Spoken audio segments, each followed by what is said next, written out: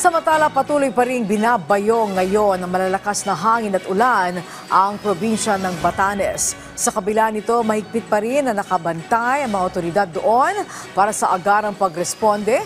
Si Mayan Bata ng Radyo Pilipinas Batanes sa sentro ng balita. Yes, Mayan.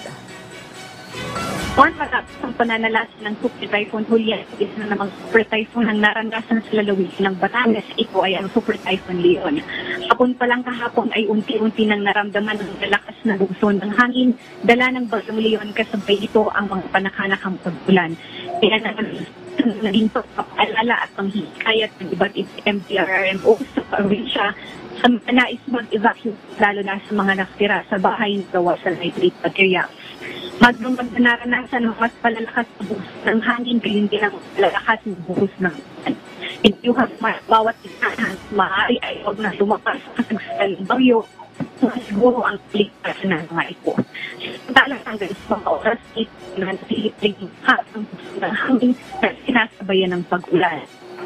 Sa buong lalawigan, dahil na rin sa itinatupad na total plant shut ang National Power Corporation o NAPOCOR sa buong lalawigan para na rin sa kaligtasan ng lahat. Samantala, pawala-wala naman ang signal ng maging ang data o internet ng dalawang telco sa probinsya.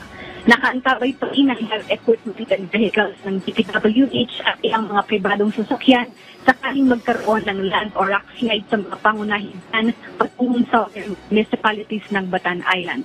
Mula sa probinsya ng Batanes, ito si Mayan Bata ng Radyo Pilipinas para sa Sentro Balita. Maraming salamat sa iyo, Mayan Bata.